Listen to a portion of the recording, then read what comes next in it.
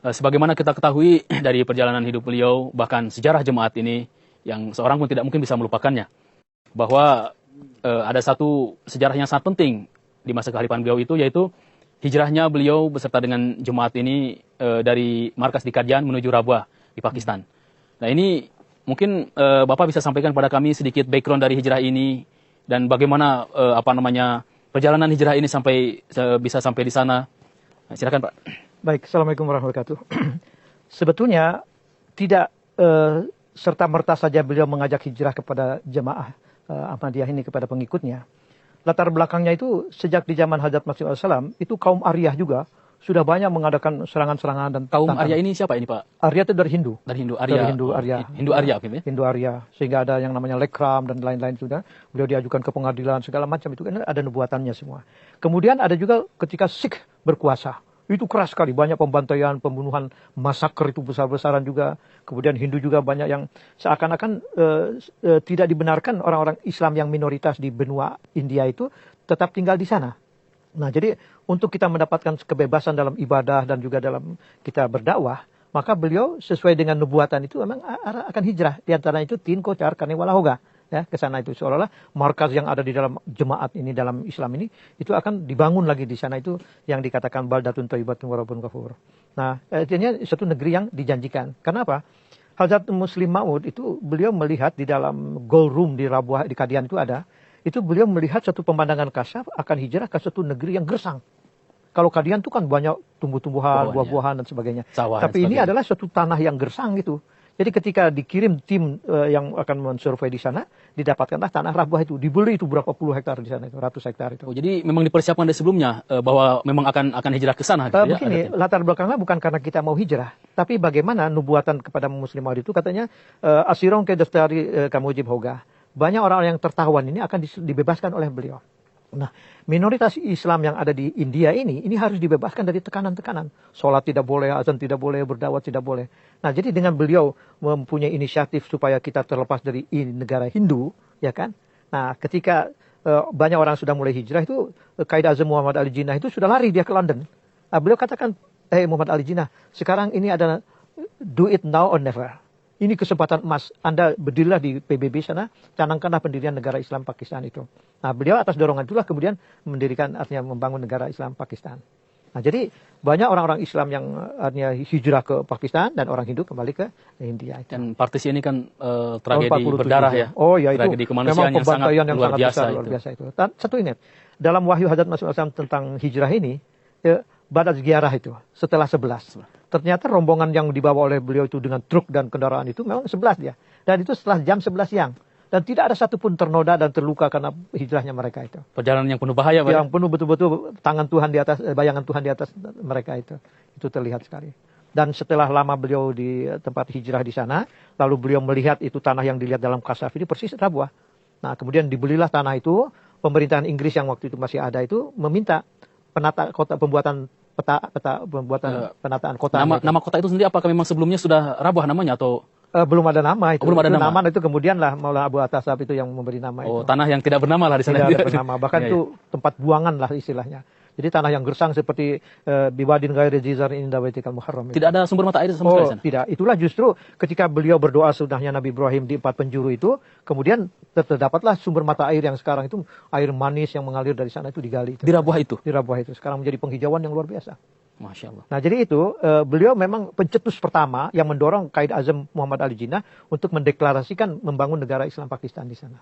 Oh, jadi ide ininya beliau dari beliau. Andil yang sangat besar itu sebenarnya Khalifatul Masih kedua itu. Dengan tujuan untuk menyelamatkan kaum muslimin dari penindasan orang-orang Hindu di India ya. Gitu. Hindu dan Sikh juga. Dan Sikh ya. Jadi begitu hijrah ke ke tempat baru dan di sana tidak ada apa-apa dan sebagainya. Ya. Rasa-rasanya tidak logik gitu. Kalau kita timbang dengan akal pikiran kita, kalau kita lihat bagaimana kemajuan jemaat yang ada saat ini. Ya. Jadi seolah-olah mungkin waktu itu jemaat itu akan hancur, akan habis karena pindah dari ke satu tempat yang sama sekali tidak ada fasilitas dengan kondisi yang gersang, bahkan mata air pun tadi tidak ada. Lalu bagaimana jemaat bisa bisa bangkit dan bisa tersebar ke seluruh dunia? Kira-kira apa saja jasa-jasa apa saja yang beliau lakukan selama di Rabwah untuk mengembangkan jemaat ini, Pak? Pertama kan Nabi Ibrahim berdoa, Rabbi ja'al hadza balada aminan waj'alni wa bani an na'budal asnam. Jadi beliau itu membuat satu sentral, ya pusat untuk beribadah, pusat ketauhidan. Disitulah beliau bisa berkonsentrasi bagaimana untuk menyebarkan kebenaran Islam ini ke seluruh dunia. Nah, dengan satu modal besar yaitu gerakan Tahrik Jadid dan suatu lembaga untuk kaderisasi para mubalikin dicetak di sana, melanjutkan daripada Qadian itu. Nah, kemudian disebarkan itu. Tadinya hanya sekitar India saja.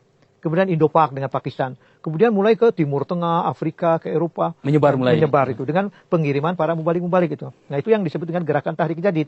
Gerakan Tahrik. Itu karena ada tekanan daripada gerakan Ahrar yang mengatakan akan kami tindak seperti lalat katanya dengan injak saja. Jemaat ini akan ditindas. Kata beliau jangankan itu. Orang tidak akan kenal lagi siapa Ahrar itu nanti. Dan kita lihat siapa yang benar ini. Dan kita lihat jemaat ini malah berkembang di situ. Nah, itu satu. Lalu beliau melihat bahwa setiap orang itu yang dikatakan wa ma khalaqul jinna wa insa illa liya'budun. Bukan ibadah saja, tapi pengabdian. Maka beliau menyeru kepada semua lapisan jemaat, masyarakat jemaat ini untuk mengkhidmati jemaat. Ada Ansor, ada Lajnah Himailah, Khudamul Ahmadiyah, Atwaliyah, dan Nasirat. Jadi semua elemen kelompok jemaat ini harus menjadi pengkhidmat agama. Dan ada janji-janji setiap itunya itu untuk mengabdikan diri dan membela tauhid dan kebenaran Ahmadiyah ini. Nah, jadi seibarat mobil itu dengan bannya 4 ya itu akan membawa kendaraan ini menjadi laju. Ya. Nah, inilah satu ide yang sangat cemerlang yang dikatakan zahimu fahim hoga. Sangat zahim itu brilliant, sangat luar biasa genius dan fahim pemahaman luas sudah. Karena beliau akan membebaskan bangsa-bangsa dan kaum istasmece pani penggi. Bangsa-bangsa dan kaum-kaum ini akan meminum dari sumber mata air ini. Jadi ini semua adalah rencana ilahi. Dengan beliau bisa berkonsentrasi di negeri hijrah Rabuah itu, beliau bisa mengembangkan misi-misi. Jadi di luar Indo-Pak itu, ya Indo-Pak. Tadi menarik sekali ada beliau meminta kepada jemaat untuk menghormati jemaat ini, kepada anggota jemaat untuk menghormati jemaat ini.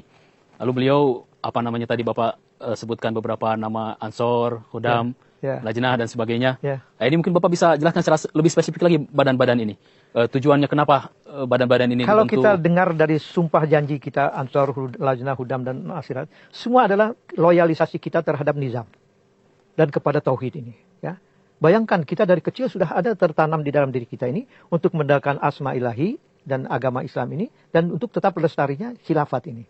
Nah, jadi berapapun mereka melaju dalam tingkatan-tingkatan umur dan keadaan ini tetap akan berkhidmat kepada jemaat. Bahkan satunya lagi itu adalah wa mimma razaqnahum yunfikun, pengorbanan. Sebagaimana Nabi Ibrahim berkorban dia ya dengan ruh pengorbanan, Masih Maud alaihissalam juga dengan al-wasiat yang dicanangkan oleh Allah SWT, dan kita pun dengan candah dan al-wasiat dan pengorbanan yang dikatakan Tahrik Jadid ada 26 tuntutan pengorbanan ini. Jadi hidup kita ini selalu dibungkus oleh pengorbanan-pengorbanan. Qul inna sholati wa nusuki wa mahyaya wa mamati lillahi rabbil alamin. Hanya jemaat inilah yang bisa mengejawantahkan ini daripada makna daripada ayat itu. Ini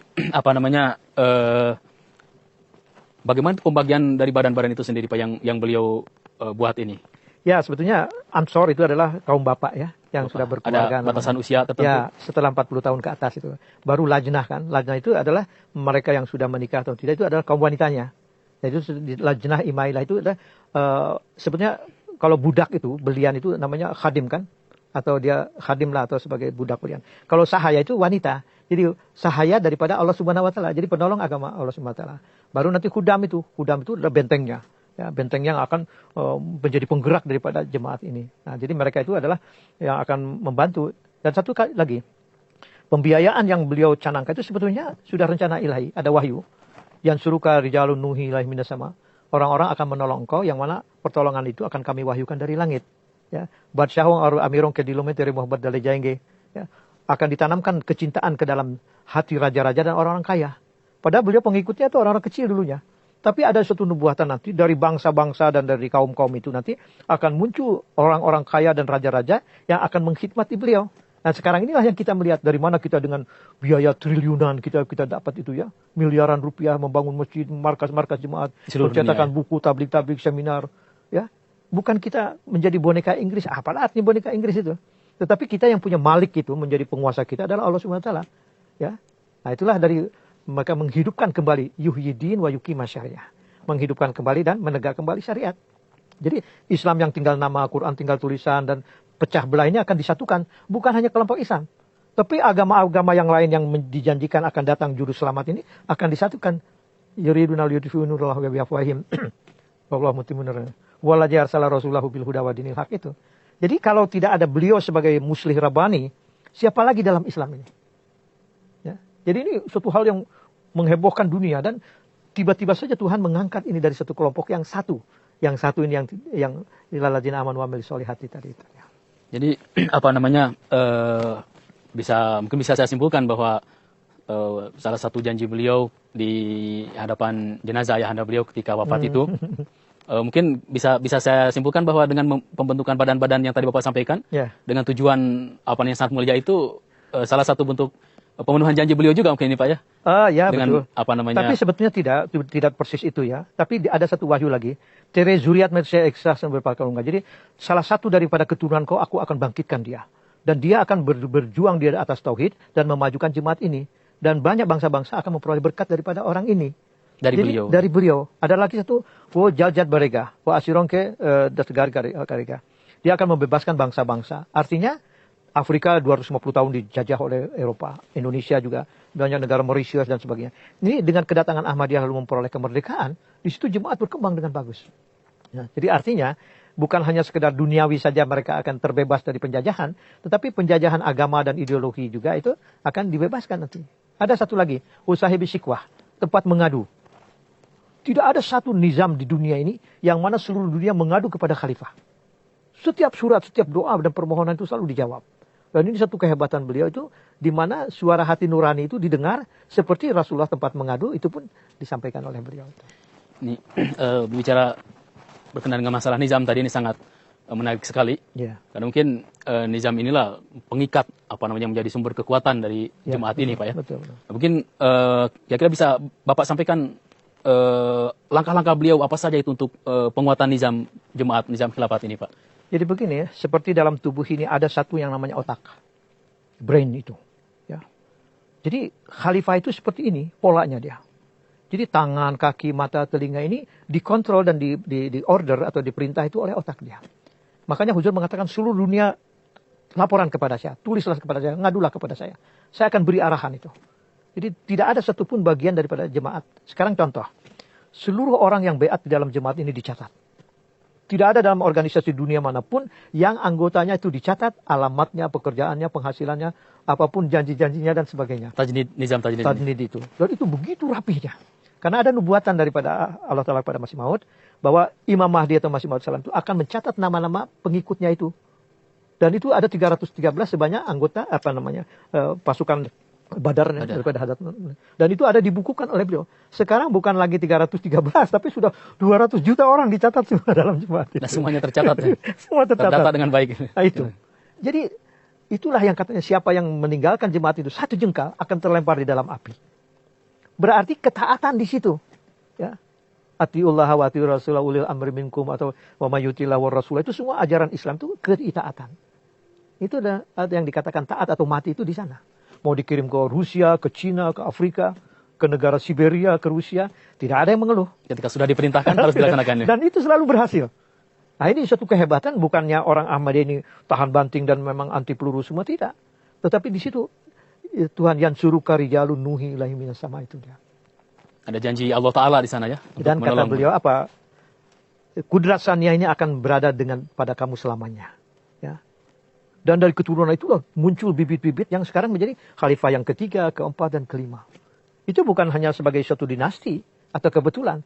Tetapi ada nubuatan bahwa rijalun aw rajulun min haula'il farisi ini. Memenuhi nubuatan itu. Ya, dan itu memang dari satu. Bahwa keturunan tara naslan ba'idah. Engkau akan melihat keturunanku yang panjang dan lestari. Itu dari cikal bakalnya Khalifah Masih yang kedua. Dari satu bibit, bayangkan itu. Ya. Jadi berbicara tentang sejarah hidup beliau ini sangat menarik sekali. Oh, luar biasa. Apalagi dengan kita Indonesia ini ada satu ikatan yang sangat kuat. Kalau kita lihat sejarah bahwa tabligh Islam melalui Jemaat Ahmadiyah ini sampai ke Indonesia itu di masa beliau inilah. Mungkin Bapak bisa sedikit ceritakan pada kami tentang bagaimana di masa beliau ini tabligh Islam Ahmadiyah ini masuk ke Indonesia ini, Pak. Mungkin Indonesia belum ada waktu itu ya. Justru kita menyongsong ke sana. Jadi bukannya kita dikirim mubalik seperti halnya Afrika ataupun Timur Tengah atau Eropa dikirim mubalik, tetapi pemuda-pemuda kita ini mempunyai naluri, ingin mencari kebenaran. Karena katanya kalau mencari kebenaran bukan di negara Arab sana, Tetapi ada suatu gerakan baru yang muncul di India. Mereka datang di Lahore. Mereka datang sendiri ya? Di Lahore ketika ketemu dengan jemaat Lahore. Lalu bisik punya bisik katanya sebetulnya aslinya itu di Kadian. Nah, baru mereka pergi ke Kadian. Itu kan hanya 100 kilo itu jaraknya. Nah, di sanalah beliau jumpa dengan Khalifah Bai'at dan ikut dalam bergabung dengan Jamiah Ahmadiyah di sana. Nah, jadi dikirimlah mubalik-mubalik itu. Baru mubalik yang pertama dikirim Pak Rahmat Ali, jemaat ini berkembang mulai dari Tapak Tuan Aceh itu, terus ke Padang, ke bawah, sampai ke Jawa, terus menyebar itu. Dan alhamdulillah sekarang sudah hampir 400 cabang di Indonesia ini. Ya, gitu. Luar biasa sekali Pak. Nah, ini yang dikatakan alam yarauna annatil ardonan kusuamin atarafi afamul ghalibun. Jadi kami mendatangi bumi dari 4 wawasan ini, dan mereka menyempitkan wawasan mereka. Nah, itu dia. Jadi, apa namanya, langkah-langkah beliau untuk menablikan Islam melalui Jemaat Ahmadiyah ini salah satunya dengan tadi itu Pak ya? Sebetulnya dengan bukan mengirim. itu. Fa'alhamaha fujuraha wa taqwaha. Jadi selalu akan dikatakan wa ja'alnahum a'immatan yahdun bi amrina. Yahduna bi amrina, memberi hidayah dengan petunjuk kami. Jadi khalifah ini selalu beliau perhatiannya itu ke langit ya. Apa gerakan-gerakan baru, apa langkah-langkah dan apa kebaikan-kebaikan itu. Nah, ini selalu mendapatkan pedoman dari arah langit. Ada gerakan tahrik jadid, wakfi jadid, itu ada gerakan-gerakan yang lain. Seperti itu. Sebelum kita sampai kepada akhir dari acara ini, saya ingin Bapak menjelaskan tentang akhir hayat beliau. Oh, iya. Di mana pada saat itu ada satu kejadian yang sangat menginikan hati kita, yaitu ada musuh yang berusaha untuk mensyahidkan beliau ini. Iya. Bagaimana kejadian tersebut dan apa dampaknya bagi jemaat saat ini? Itu sekitar tahun 60-an ya. Beliau meninggalkan tahun 65 ya. Tapi jauh sebelum itu, pada waktu asar itu, saat kejadiannya hampir sama dengan kejadian Hadrat Umar radhiyallahu anhu. Jadi ada orang yang dia itu orang mungkin dari Yahudi atau siapa yang masuk Islam, ya karena dia tidak puas kemudian membunuh Hadrat Umar itu pada asar. Nah, ini juga beliau itu terdakwa atau yang berencana membunuh itu duduk di saf depan itu salat asar itu. Oh, waktu salat dia ikut salat juga. Salat. Jadi ketika selesai itu memberi salam, lalu dia bangkit dan menusuk dengan badik itu. Nah, beliau bercucuran darah itu. Lalu sudah bercucuran darah itu beliau dipayang oleh Pak Saleh Nahdi dan yang lain juga dibawa. Tapi ada mahasiswa kita. Pak Saleh Nahdi ada di sana waktu itu. Nah, beliau mengatakan jangan diapa-apakan orang itu, jangan sampai dia itu disakiti. Nah, beliau sampai dirawat 1 tahun lebih beliau di sana itu. Dan anehnya itulah yang dikatakan umur panewala hoga. Beliau akan diberi usia yang sangat panjang. Itu kan 75 tahun beliau itu kan umurnya ini. Nah, berarti artinya walaupun dalam keadaan sakit begitu beliau tetap memimpin nizam jemaat ini. Jadi usaha pensyahidan itu tidak berhasil Pak? Tidak berhasil dan beliau sembuh lagi. Lalu pergi ke Eropa juga setelah itu. Jadi artinya tergenapi nubuatan tadi. Ya, walaupun hanya 1 mili saja itu luka yang dalamnya itu, akhirnya beliau sembuh sekarang itu dengannya. Itu ada dampaknya bagi jemaat itu Pak? Oh ya, itu menjatuh semua. Walaupun beliau dalam keadaan sakit selama 1 tahun penuh itu, tetap beliau memimpin jemaat ini dalam persatuan dan kesatuan itu. Sangat menarik sekali dan tidak terasa kita sudah hampir 1 jam yang ngobrol mengulas tentang sisi kehidupan beliau, jasa-jasa beliau juga di jemaat ini, bagaimana beliau yang lahir melalui nubuatan bahkan dari Allah SWT sebagai bukti kebenaran dari Hadrat Masih Maud SAW. Kemudian secara sempurna telah zahir juga dalam diri beliau, dan diantara sekian banyak jasa-jasa beliau ini tadi Bapak sudah sampaikan bagaimana beliau menguatkan nizam jemaat ini. Kemudian dalam hal pertabligan juga dengan mengirim berbagai mubalik ke seluruh dunia, juga membentuk badan-badan untuk menguatkan pendidikan jemaat mungkin Pak ya, tabligh dan tarbiyat. Terakhir saya haturkan terima kasih banyak jazakumullah khairan jaza, Bapak sudah mengiringi kami selama hampir 1 jam ini. Sebetulnya masih banyak sekali tema-tema yang ingin diangkat, tetapi waktu yang membatasi kita. Pemirsa MTA di mana saja Anda berada, demikianlah dialog spesial edisi kali ini yang berkenaan dengan Hadrat Muslim Maud radhiyallahu taala anhu. Tadi kita sama-sama sudah simak pemaparan beliau dengan panjang lebar. Meskipun sebetulnya masih banyak sekali hal-hal yang perlu diulas, akan tetapi pada lain kesempatan insya Allah kita akan sama-sama ulas kembali. Saya Rahmat Hidayat dan juga segenap kru MTA Internasional Program Indonesia mengucapkan terima kasih dan mohon undur diri. Assalamualaikum warahmatullahi wabarakatuh. Waalaikumsalam.